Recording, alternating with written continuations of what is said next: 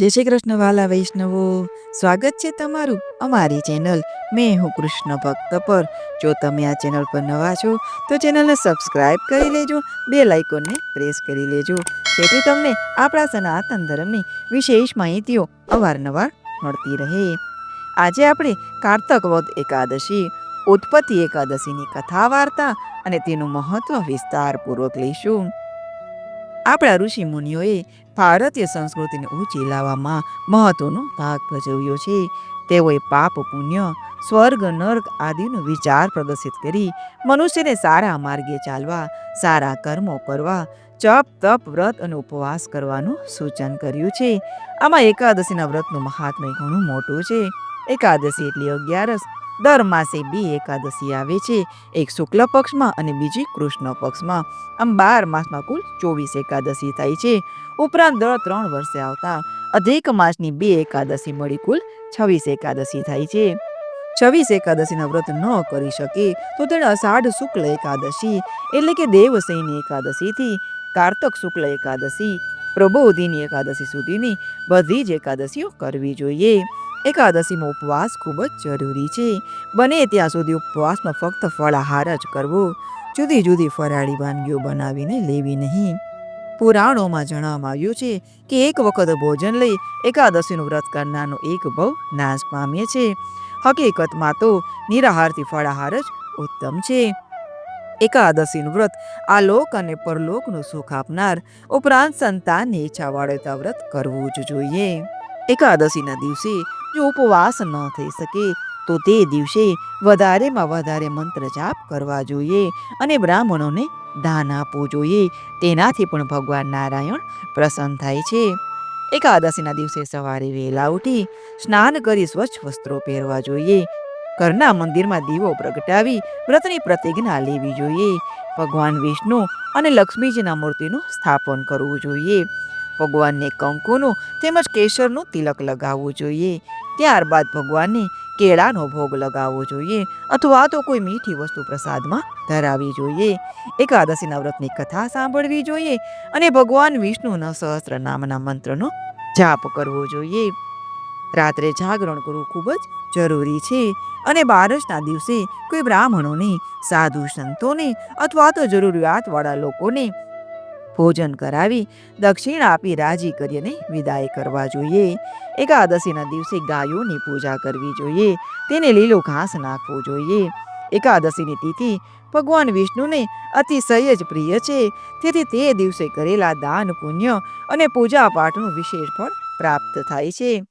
એકાદશીના દિવસે તુલસી માતાની પૂજા કરવી જોઈએ.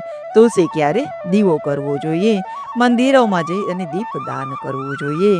આવી રીતે એકાદશીનું વ્રત કરવાથી તેનું ઉત્તમમાં ઉત્તમ ફળ પ્રાપ્ત થાય છે. તો ચાલો શરૂ કરીએ ઉત્પત્તિ એકાદશીની કથા વાર્તા. તે પહેલા આપણે પ્રભુનું સ્મરણ કરી લઈએ. શાંતાકારમ ભુજગશયનમ પદ્યનાભમ સુરેશમ વિશ્વાધાર ગગન સદૃશ મેઘવર્ણ શુભાંગમ લક્ષ્મીકાંતમ કમલનયનમ યોગીભીર્યાનંદ ગમ્ય વંદે વિષ્ણુ ભવભયહર સર્વલોકૈકનાથમ. ઉત્પત્તિ એકાદશીની કથા વાર્તા. આ કથા ભગવાન શ્રી કૃષ્ણે માનવ કલ્યાણ અર્થે અર્જુનને કહી હતી.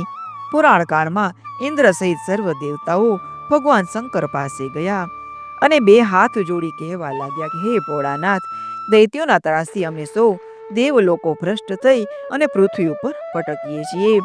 જેથી એ દૈત્યોના ત્રાસમાંથી મુક્તિ મળે ને એ માટે આપ કોઈ ઉપાય બતાવો. જવાબમાં શિવજીએ કહ્યું કે દૈત્યોના ત્રાસમાંથી મુક્તિ મેળવવા માટે આપ સર્વ દેવો ભગવાન ગરુડ ધ્વજ વિષ્ણુ પાસે જાઓ, આપનું દુઃખ દૂર થશે. આવું શિવજીનું વચન સાંભળીને ઇન્દ્રને ખૂબ જ આનંદ થયો અને બધા દેવો તથા શિવજી સહિત જ્યાં ભગવાન સૂતા હતા ને ત્યાં આવ્યા અને સ્તુતિ કરવા લાગ્યા.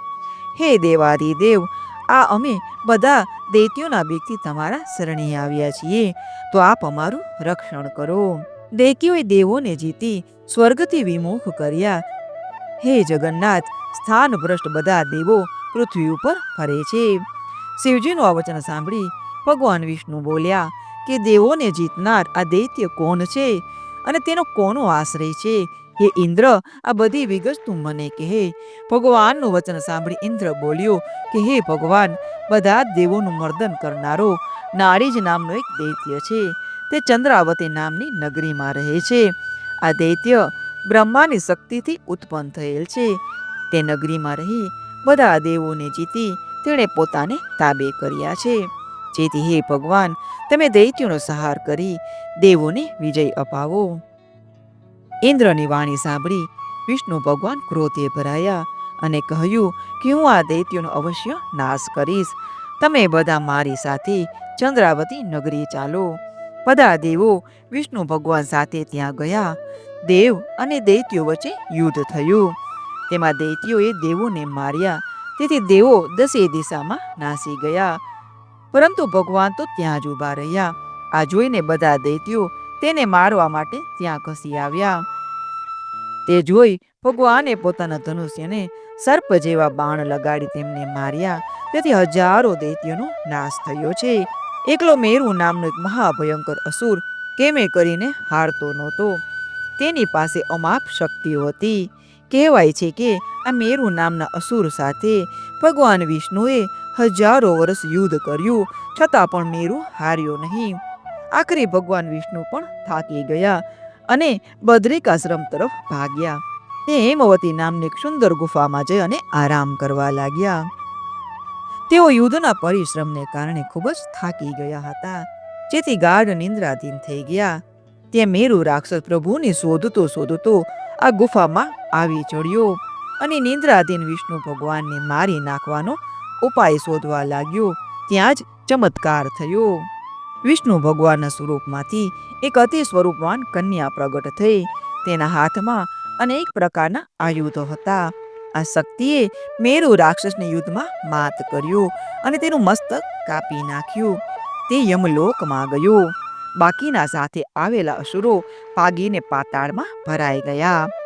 ભગવાન નિંદ્રામાંથી જાગૃત થાય તો અસુરનું માથું કાપેલી હાલતમાં ત્યાં પડ્યું હતું અને પેલી સ્વરૂપવાન કન્યા ચરણોમાં હાથ જોડી વિનમ્રપણે ત્યાં જ ઊભી હતી. એટલે ભગવાન વિષ્ણુએ તે કન્યાને પૂછ્યું કે હે કન્યા, તું કોણ છે અને આ રાક્ષસને કોને માર્યો? તે મને કહે. જવાબમાં કન્યા બોલી કે પ્રભુ, આપ જ્યારે નિંદ્રાધીન હતા ને ત્યારે આ રાક્ષસ અહીંયા તમારી પાસે આવીને તમને મારવાનો ઉપાય શોધતો હતો. જેથી આપના પવિત્ર તેજમાંથી હું પ્રગટ થઈ અને મેં રાક્ષસ સાથે યુદ્ધ કર્યું અને તેનો સંહાર કર્યો. કન્યાનો જવાબ સાંભળી પરમાત્મા ખૂબ જ રાજી થયા અને બોલ્યા કે હે શક્તિ, તે મેરુ સહિત અનેક રાક્ષસોને સંહાર કરી અને મારું રક્ષણ કર્યું અને ત્રણેય ભુવનમાં આનંદ કરાવી દીધો. હું તારા ઉપર અત્યંત પ્રસન્ન થયો છું, જેથી તું મારી પાસે કંઈક વરદાન માગ. શક્તિ બોલી કે હે પ્રભુ, જો આપ ખરેખર પ્રસન્ન થયા હો તો માત્ર એટલું જ માગું કે જે કોઈ ઉપવાસી વ્રત કરે તેને પાપમાંથી આપે મુક્ત કરવો, અને જીતેન્દ્રિય જો ઉપવાસ કરે તો પાપ મુક્ત કરી તેને વૈકુંઠમાં વાસ આપવો. શક્તિએ પરોપકારી વરદાન માગ્યું, જેથી પરમાત્મા અતિ પ્રસન્ન થયા અને વર આપતા બોલ્યા કે હે દેવી, તમે જે માગ્યું ને તેમ જ થશે. વળી ત્રિલોકમાં જે કોઈ મારા ભક્તો હશે ને તે તારા ભક્તો કહેવાશે. આજથી તારું નામ ઉત્પત્તિ એકાદશી કહેવાશે. જે કોઈ મનુષ્ય મનોભાવથી વિધિપૂર્વક તારું વ્રત કરશે, તારી કથા સાંભળશે ને તો તે ઉપવાસી કરોડો વર્ષો સુધી વૈકુંઠને ભોગવશે. આમ કહી ભગવાન વિષ્ણુએ ઉત્પત્તિ એકાદશીને વરદાન સહિત આશીર્વાદ આપ્યા. પ્રિયજનો, આ કથા આ વ્રત કરનારે રાત્રે કે દિવસે અચૂક સાંભળવી જ, જેથી વિષ્ણુ લોકના વાસી થવાનું સૌને સૌભાગ્ય પ્રાપ્ત થાય. તો વૈષ્ણવો, આ એકાદશી અતિ ઉત્તમમાં ઉત્તમ છે. તો આપણે પણ એકાદશી કરીએ અને ભગવાન વિષ્ણુના આશીર્વાદ મેળવીએ. તો વાલા વૈષ્ણવો, જય શ્રી કૃષ્ણ.